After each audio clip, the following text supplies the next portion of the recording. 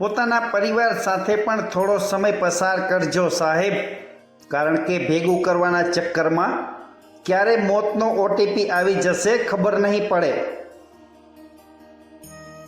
18 વર્ષની ઉંમરમાં મને એટલી ખબર પડી ગઈ સાહેબ કે લાડ લડાવનારી મમ્મી અને ધ્યાન આપનાર પપ્પા વગર આખી જિંદગી નકામી છે.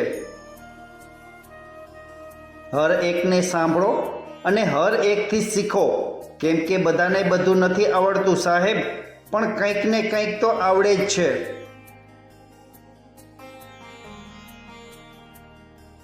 બાળપણ તો ઘણું સારું હતું સાહેબ, જ્યાં એક કીટા અને બુચામાં સંબંધ સુધરી જતા.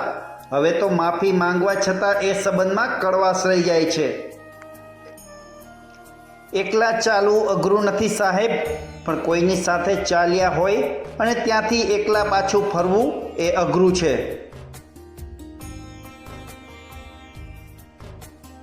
શરૂઆત તો બધાની સુંદર જ હોય છે, પણ સાચી સુંદરતા તો એકબીજાને સમજીને અંત સુધી સાથ નિભાવવામાં જ છે.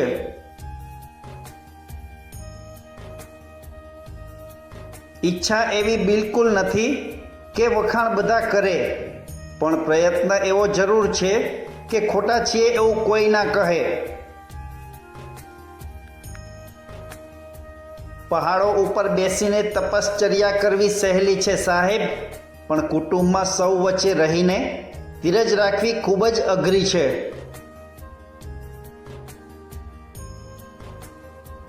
માનતા રાખીને 1000 પગથિયા ચડવા કરતાં સાહેબ માણસાઈનું એક પગથિયું ચડવું સારું.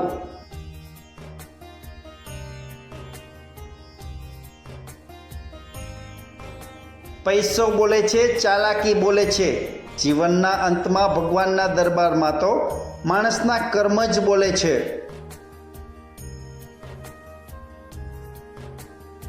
લોકો કહે છે કે પૂનમ અજવાળી હોય છે સાહેબ, અને અમાસ કાળી હોય છે, છતાં પૂનમે હોળી અને અમાસે દિવાળી છે.